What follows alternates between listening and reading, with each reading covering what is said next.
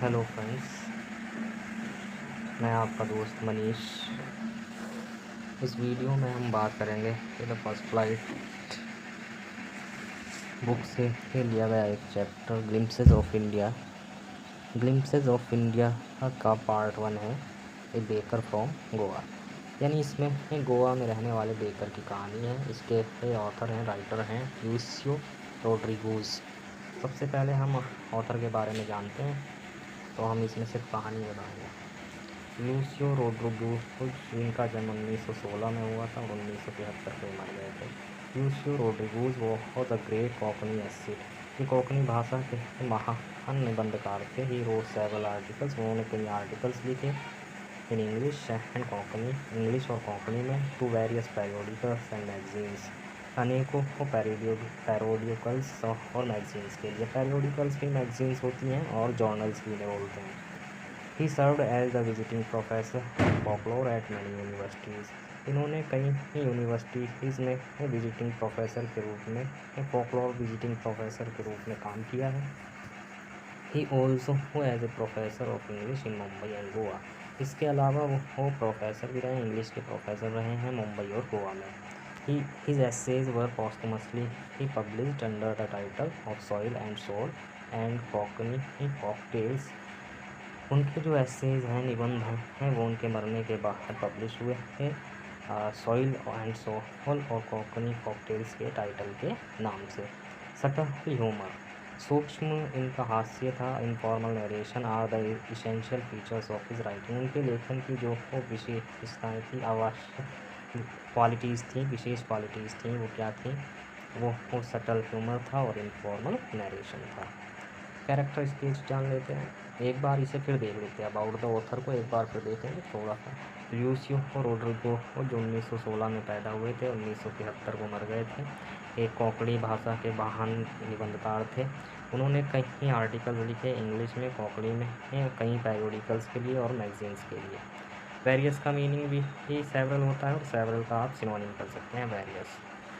ठीक, उन्होंने visiting professor के रूप में, फोकलोर और मतलब कहानी बताने वाले प्रोफेसर के रूप में कई यूनिवर्सिटीज़ में काम किया। और इसके अलावा वे इंग्लिश के प्रोफेसर रहे मुंबई और गोवा में भी।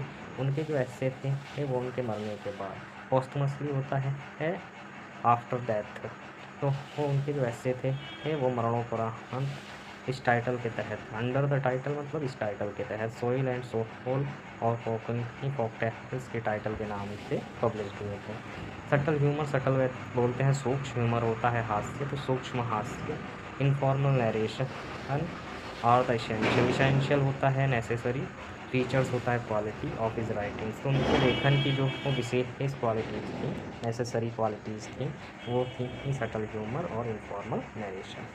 अब कैरेक्टर स्केच जान लें। द बेकर ऑफ गोवा, सबसे पहले यहाँ बात होगी बेकर ऑफ गोवा ही हमारा यहाँ पे कैरेक्टर स्केच में आएंगे, क्योंकि गोवा के जो बेकर हैं उनके बारे में कहानी है।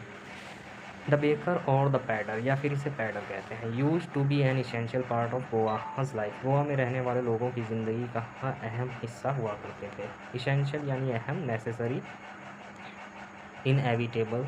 द बेकर और ब्रेड सेलर, बेकर या फिर bread seller had a peculiar dress during the Portuguese days. जब पुर्तगीज लोग वहाँ रहते थे तो उन दिनों वो ये इनकी एक अलग सी विशिष्ट सी ड्रेस हुआ करती थी जिनको ये पहनते थे। It was known as the कबाई, इस ड्रेस को हम कबाई नाम से जानते हैं। It was a single piece long frock of reaching down the knees. ये एक सिंगल पीस होता था, सिंगल पीस से बनी होती थी, जो काफ़ी लंबी फ्रॉक नुमा होती थी, जो कि घुटनों तक पहुंचती थी। It was a single piece, ये एक सिंगल पीस से बनी ही लॉन्ग फ्रॉक होती थी जो घुटनों तक पहुंचती थी।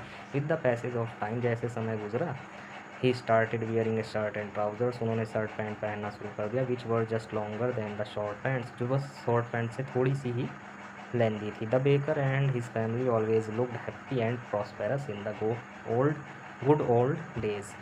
बेकर और उनका जो परिवार था वो हमेशा ही खुश नज़र आता था और संपन्न नज़र आता था। पोर्तुगीज़ लोगों के बीच में, पोर्तुगीज़ लोगों के शासन में बीते उन अच्छे दिनों में उनका जो जीवन था वो काफ़ी ही प्रॉस्पेरस नज़र आता था। उनके परिवारों के जीवन भी काफ़ी खुश नज़र आते थे। His sweet breads or the bowls are still the part of feast, marriages and Christmas in Goa। उनकी जो वो स्वीट ब्रेड्स थी या बोल्स थी वो अभी भी फीस्ट दावतों का हिस्सा हैं, शादियों का हिस्सा है, यहाँ तक कि क्रिसमस के त्यौहार में जो दावत दी जाती हैं गोवा में वो उसमें भी एक हिस्सा है, अहम हिस्सा है। उनकी जो स्वीट ब्रेड हैं या बॉल्स हैं वो अभी भी दावतों का, मैरिजेस का, क्रिसमस पार्टी की जो गोवा में होती है उनका एक अहम हिस्सा है। इसको एक बार वो देख लेते हैं। बेघर या पाउडर जो हैं वो गोवा की ज़िंदगी का एक अहम हिस्सा हुआ करते थे। ये बेकर और ब्रैड सेलर जो है उनकी एक पॉपुलर ड्रेस थी जो पुर्तगीज शासन के दौरान व्यवहार करते थे। इस ड्रेस को हम कबाई नाम से जानते हैं। ये सिंगल पीस में होती थी जो लंबी फ्रॉक होती थी जो वो घुटनों तक आया करती थी। जैसे जैसे टाइम गुजरा उन्होंने ये शर्ट पैंट पहनना शुरू कर दिया जो बस थोड़ी सी लंबी थी शॉर्ट पैंट्स की तुलना में। बेकर और उनका परिवार हमेशा ही खुश नज़र आता था, संपन्न था अपने उन पुराने अच्छे दिनों में। उनके जो ब्रेड्स था और उनकी जो बोझ थी वो अभी भी दावतों का, मैरिजेस का और क्रिसमस पर्व का गोवा में जो मनाए जाते थे उनमें एक अहम रोल अदा करता था। शॉर्ट समरी इसकी देख लेते हैं। Elders nostalgic about Portuguese bread, जो बड़े बूढ़े बुजुर्ग हैं वो अभी भी याद करते हैं पोर्तुगीज़ लोगों के टाइम पे खाई जाने वाली ब्रेड के बारे में। Elders in Goa still think fondly about those good old Portuguese days and their famous loaves of bread. जो बूढ़े बुजुर्ग हैं गोवा में, जो बूढ़े बुजुर्ग हैं वो अभी भी बड़े प्यार से इस बारे में सोचते हैं। किस बारे में सोचते हैं? पुराने उन अच्छे भले पुराने जो पुर्तगीज़ टाइम पे ये दिन गुजर रहे थे उनके उस बारे में सोचते हैं और उनकी ही जो फेमस ब्रेड थी, लॉव्स ऑफ ब्रेड थे, उस बारे में सोचते हैं। Eaters of loaves might have died, हो सकता है कि शायद उन लोगों को खाने वाले मर गए हों, but the makers are still there, लेकिन उनको बनाने वाले अभी भी वहाँ पे हैं। The fire in the furnace is that make these breads has not yet been extinguished, जो वो इन भट्टियों में आग थी जिस पर ये ब्रेड सेकी जाती थी कि वो अभी तक नहीं बुझाई गई हैं। हैज़ नॉट येट लगाते हैं अभी तक, येट को आप स्टिल भी कर सकते हैं। एक्सटिंग्विश्ड होता है बुझाना, एटलीस्ट कम से कम। The third and jingle of the baker's bamboo still heralds his arrival in the morning. कम से कम द थर्ड मीन्स होता है ठक ठक टक टक और जिंगल होता है खन खन। तो बेकर्स के बैम्बू से की जो वो ठक ठक की और खन खन की जो आवाज़ थी वो उसके सुबह में आने का संकेत हुआ करती थी। अभी भी सुबह में आने का संकेत है ये मतलब। एक बार फिर देख लो, वो जो बूढ़े बुजुर्ग हैं गोवा में वो अभी भी बड़े प्यार से पुर्तगीज़ के अच्छे दिनों के बारे में सोचते हैं और उनकी फेमस लॉव्स ऑफ ब्रेड के बारे में सोचते हैं। उनको खाने वाले हो सकता है कि शायद मर गए हों, लेकिन उनको बनाने वाले अभी भी वहाँ पर हैं। भट्टियों में जो आग है जिन पर ये ब्रेड सेकी जाती थी वो अभी तक नहीं बुझाई गई हैं। कम से कम जो उनके ठक ठक की और उनके बैम्बू की, बेकर्स के बैम्बू से आने वाली ठक ठक की और खन खन की जो आवाज़ थी उसको सुबह में अभी भी सुना जा सकता है। बेकर्स अराइवल, बेकर का आगमन। अराइवल के लिए आप एक वर्ड और लिख सकते हैं, एडवेंट। एडवेंट लिखेंगे। इसके बाद हमारा जो है ये सेकंड हेडिंग और करेंगे, इसके बाद बाकी नेक्स्ट पार्ट में करेंगे। Bakers arrival.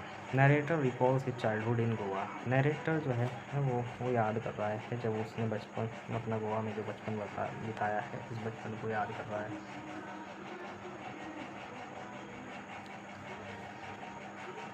The baker use to be their friend. Baker जो उनके दोस्त हुआ करते थे, कंपेनियन हुआ करते थे, गाइड हुआ करते थे। तीनों दोनों एक दूसरे के सिनोनिम है। फ्रेंड, कंपेनियन और गाइड होता है मार्गदर्शक। He use to come at least twice a day. वो दिन में कम से कम 2 बार वहाँ आया करते थे। The children ran to meet the baker and the moment they heard the jingling थर्ड ऑफ हिज बैम्बू। बच्चे उनके पास दौड़कर मिलने के लिए जाते थे जब वे बेकर के बैम्बू के ठक ठक और खन खन की आवाज़ सुनते थे। उसी पल वे दौड़ करके उसके पास मिलने के लिए चले जाते थे। He would greet the lady of the house. वे घर की जो मालकिन थी उसको ग्रीट किया करते थे, यानी bakers. The elders enjoyed the typical fragrance of those loaves and the kids the music of the bamboo. जो वो बड़े लोग, बड़े बूढ़े बुजुर्ग हैं, वो उसकी ही टिपिकल सी खुशबू जो थी उन लॉफ्स की, उस खुशबू को एंजॉय किया करते थे। और जो बच्चे थे वो बैम्बू का जो म्यूज़िक आता था उस म्यूज़िक को वो काफ़ी एंजॉय किया करते थे। एक बार इसे फिर देख लेते हैं। बेकर्स का अराइवल। नरेटर जो है गोवा में बिताए अपने बचपन को याद करता है और कहता है कि जो बेकर्स थे वो हमारे उन दिनों में फ्रेंड हुआ करते थे, साथी हुआ करते, यहाँ तक कि हमारे गाइड भी हुआ करते थे। वो दिन में कम से कम 2 बार वहाँ आया करते थे। और चिल्ड्रन जो है जैसे ही उनके बैम्बू की ये ठक ठक की और खन खन की आवाज़ भी सुना करते थे, तो उसी पल वे बेकर से मिलने के लिए दौड़ कर के चले जाया करते थे। जब वो बेकर वहाँ आता था तो वो घर की जो मालकिन थी उसको ग्रीट किया करता था। और हम इसी के साथ साथ अब जो अब हमारे बूढ़े बुजुर्ग थे वो एक टिपिकल सी जो खुशबू उन लॉफ्ट से आती थी उसका एंजॉय किया करते थे। और हम जो बच्चे थे वो सभी के सभी बैम्बू से उत्पन्न होने वाले म्यूज़िक का आनंद लिया करते थे। तो हेल्प फ्रेंड्स, आज के लिए इतना ही। मिलते हैं नेक्स्ट वीडियो में।